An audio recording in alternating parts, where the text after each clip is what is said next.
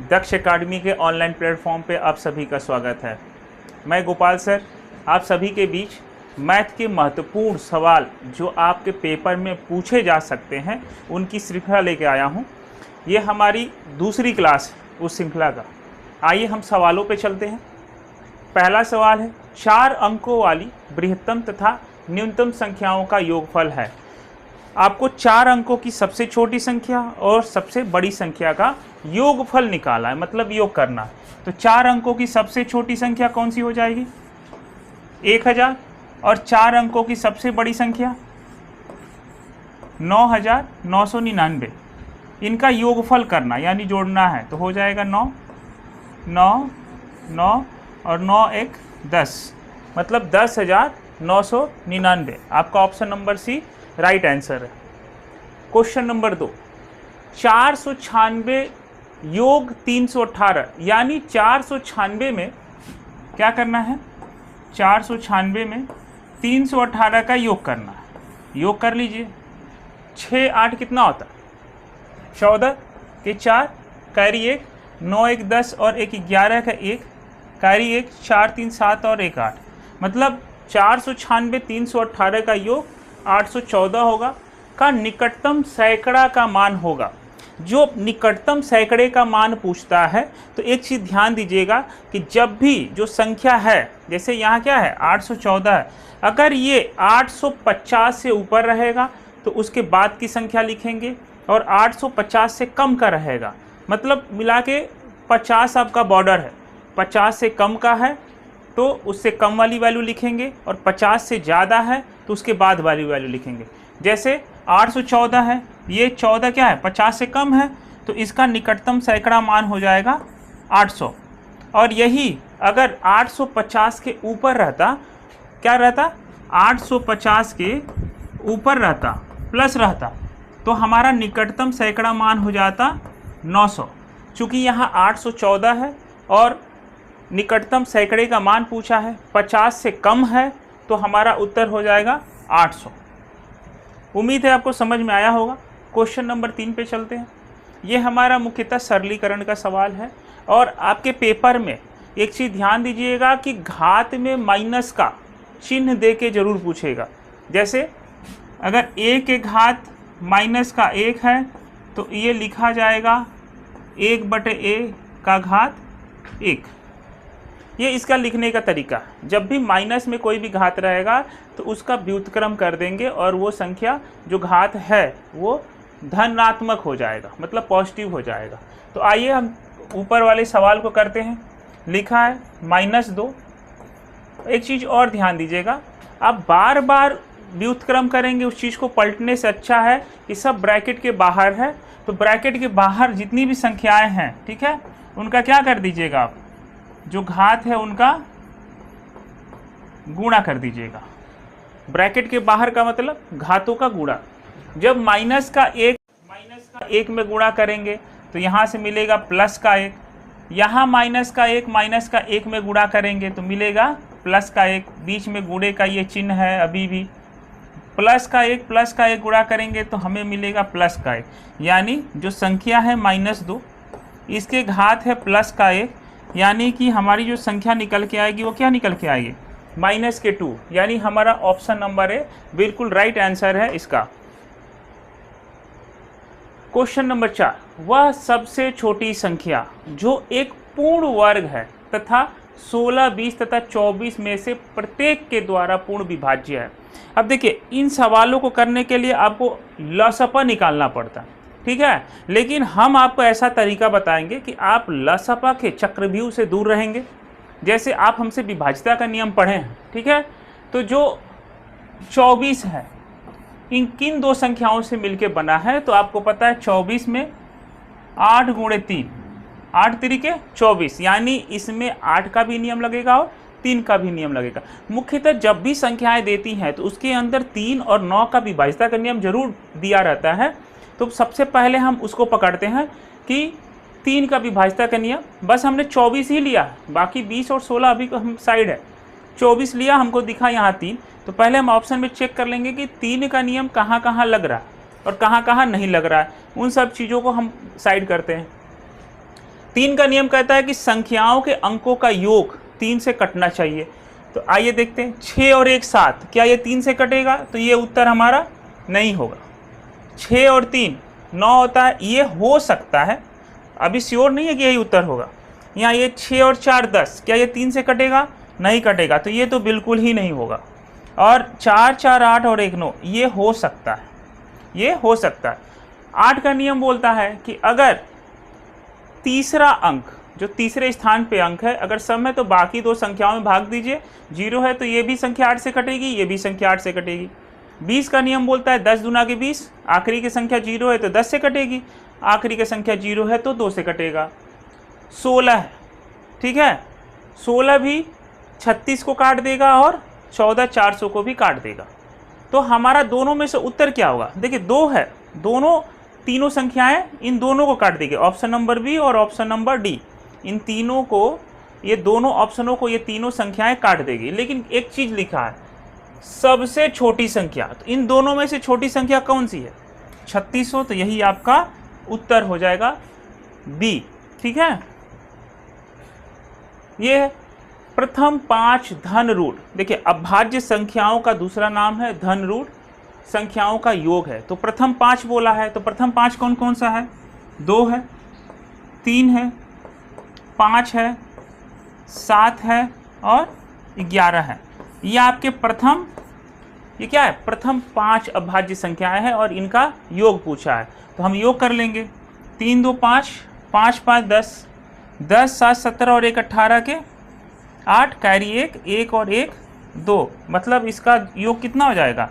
28। C option हमारा सही उत्तर हो जाएगा। अब क्वेश्चन नंबर 6 देखिए, एक अच्छा गणितज्ञ होने के लिए क्या जरूरी है? क्या जरूरी होता है एक अच्छा गणितज्ञ होने के लिए? सवालों के उत्तर देने की तकनीक में निपुणता। तो क्या जो सवालों का उत्तर देने का तकनीक में निपुण है, क्या वो एक अच्छा गणितज्ञ है? जी बिल्कुल नहीं। अधिकतर सूत्रों को याद करना, क्या गणितज्ञ वही होता है जो सूत्रों को याद करता है? ये भी गलत है। बहुत जल्दी सवालों को हल करने वाला भी गणितज्ञ नहीं है, लेकिन सभी अवधारणाओं को समझना, लागू करना और उनमें संबंध बनाना ही एक अच्छे गणितज्ञ की पहचान होती है। नेक्स्ट क्वेश्चन, किन्हीं दो परिमेय संख्याओं के बीच, इसको अपने दिमाग में फिट कर लीजिए, किन्हीं दो परिमेय संख्याओं के बीच हमेशा अनंत परिमेय संख्याएं होती हैं। जिस ऑप्शन में अनंत परिमेय संख्याएं होंगी वही आपका उत्तर होगा। जैसा कि हम देख सकते हैं कि ऑप्शन नंबर सी अनंत परिमेय संख्याएं होती हैं, यही हमारा उत्तर सही होगा। क्वेश्चन नंबर 8, 19 सैकड़ा प्लस 19 इकाइयाँ किसके बराबर है?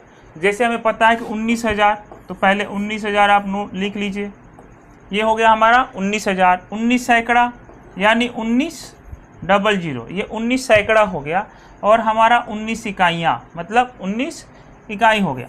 अब इनका क्या पूछा है? योग किसके बराबर है? तो 9 1 9 9 1 10 के, 0 कैरी 1 1 और 1 2, तो 20,919 यानी ऑप्शन नंबर ए हमारा पूर्णतः सही उत्तर हो जाएगा। इस चीज़ को ध्यान दीजिएगा, 19 सैकड़ा का मतलब 19 सैकड़ा 2 0 लगा दीजिएगा। 19 इकाइयाँ हैं, मतलब 19 इकाई है, उसके आगे आपको कोई भी 0 नहीं लगाना, मतलब वो इकाई के स्थान पे है, यानी गुणे 1 है तो 19 हो गया। 19 सैकड़ा मतलब 19 गुणे 100, और ये 19,000 मतलब 19 गुणे 1,000। जो भी चीज़ें दिया रहता है, जैसे 19,000 मतलब 19 में गुणा किसका है? 1,000 का, तो 19,000 हो जाएगा। 19 सैकड़ा, तो 19 सैकड़ा का मतलब 100, तो 19 में 100 का गुणा करेंगे तो 19 हो जाएगा। और 19 इकाइयाँ मतलब 19 में गुणा करना 1 का, तो कितना हो जाएगा? 19। बस इन्हीं संख्याओं को जोड़ना है, तो ये चीज़ ध्यान रखिएगा आप, गलतियाँ आपसे ना के बराबर हो, इस चीज़ का विशेष ध्यान दीजिएगा। क्वेश्चन नंबर 9, किसी संख्या को 713 से भाग देने पर शेषफल 115 रहता है, यदि उसी संख्या को 31 से भाग दिया जाए तो शेष कितना रहेगा? ये आपके पेपर में एक बहुत ही महत्वपूर्ण सवाल पूछा जा सकता है, ठीक है, इस चीज़ को ध्यान दीजिएगा। जब भी ऐसे सवाल आए तो आप फोकस करिएगा शेष पे, शेष कितना है 115, आप 115 नोट कर लीजिएगा। और अब भाग देने को किससे कर रहा, अब उसी संख्या को 31 से भाग देने को कर रहा है, तो आप कुछ मत करिएगा, जितना उससे भाग देने पर शेषफल आया यानी 115, अब उसको 31 से आप भाग कर दीजिएगा, जो शेषफल आएगा वही आपका उत्तर हो जाएगा। 31 से भाग देना है तो 3 बार जाएगा, 3 एकम 3, 3 तिली का 9, 5 में से 3 गया 2, 11 में से 9 गया 2, यानी कि अब शेषफल कितना हो जाएगा 22। ये आपका सही उत्तर हो जाएगा।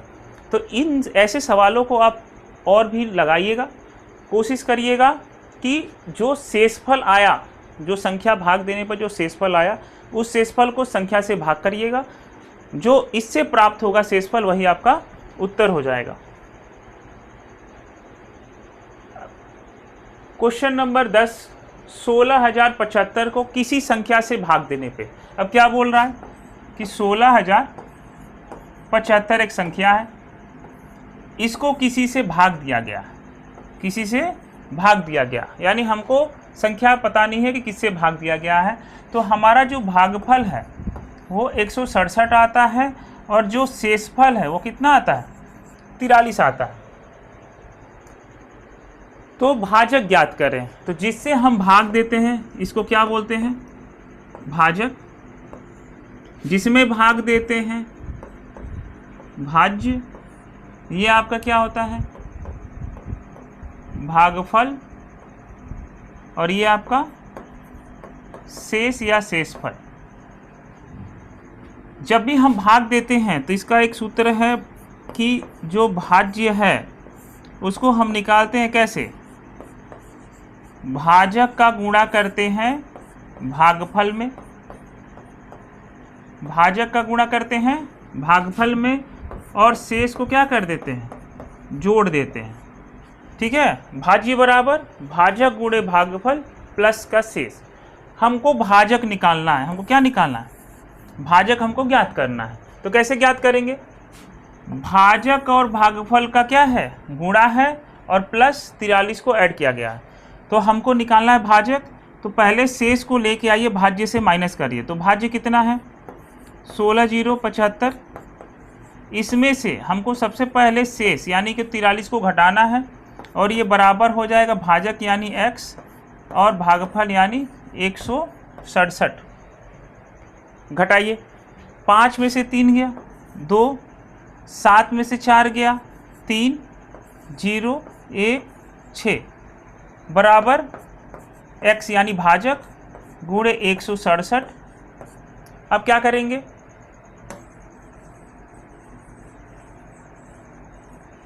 अब देखिए यहाँ x का मान निकालें, यानी भाजक को निकालना है। तो 16,032 में 167 से भाग दे देंगे, किससे भाग देंगे 167 से भाग दे देंगे। ठीक है, तो हमारा भाग देने पे 9 बार में जाएगा। ठीक है, तो हो जाएगा आपका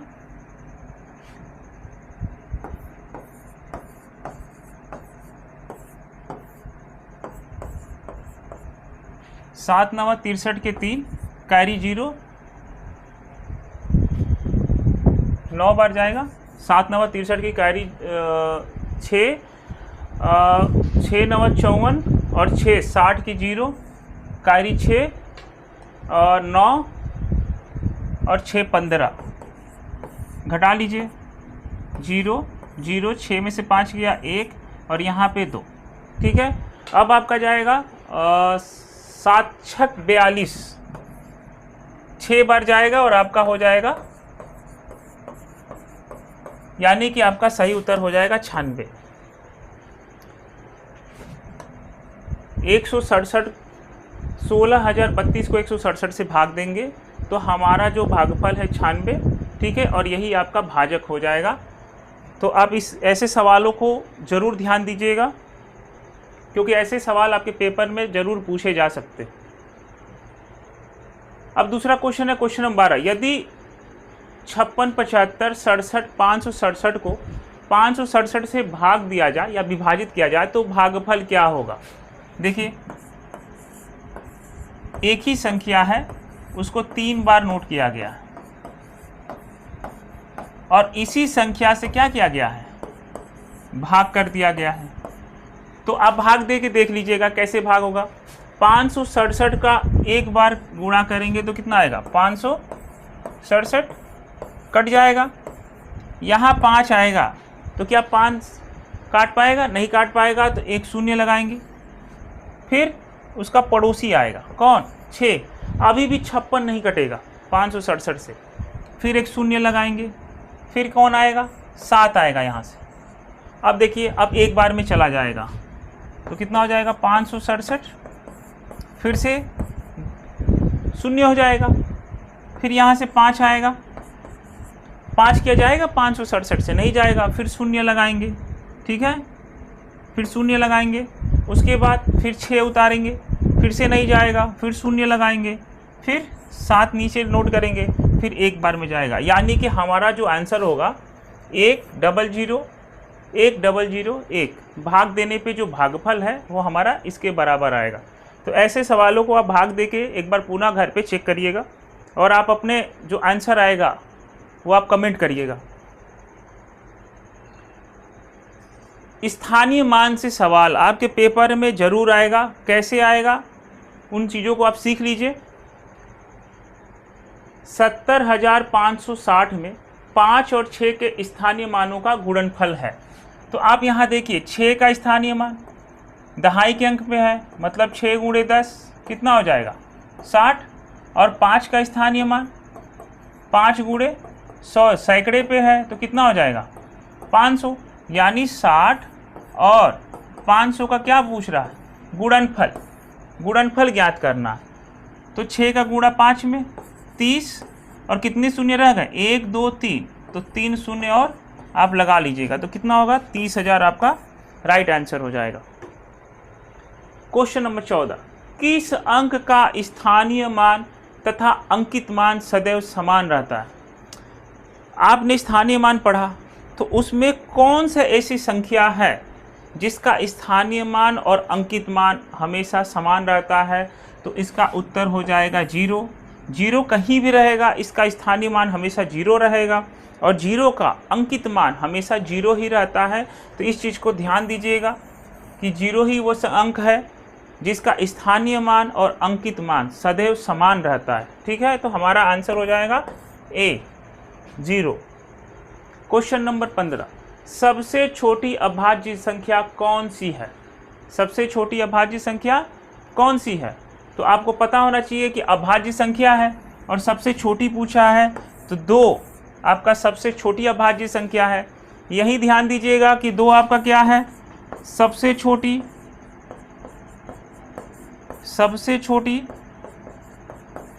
समअभाज्य संख्या।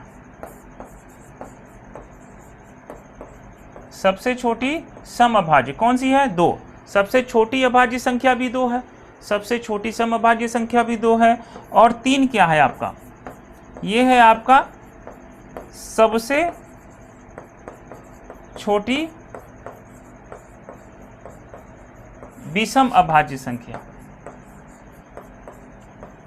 सबसे छोटी विषम अभाज्य संख्या कौन सी है, 3 है। सबसे छोटी समअभाज्य संख्या 2 है। सबसे छोटी अभाज्य संख्या 2 है। जो 1 है ये ना तो भाज्य है और ना ही अभाज्य संख्या होती है। ठीक है, इस चीज़ को ध्यान दीजिएगा। ये रहा क्वेश्चन नंबर 16, विषम संख्या किस संख्या से पूरी विभाजित नहीं होती है।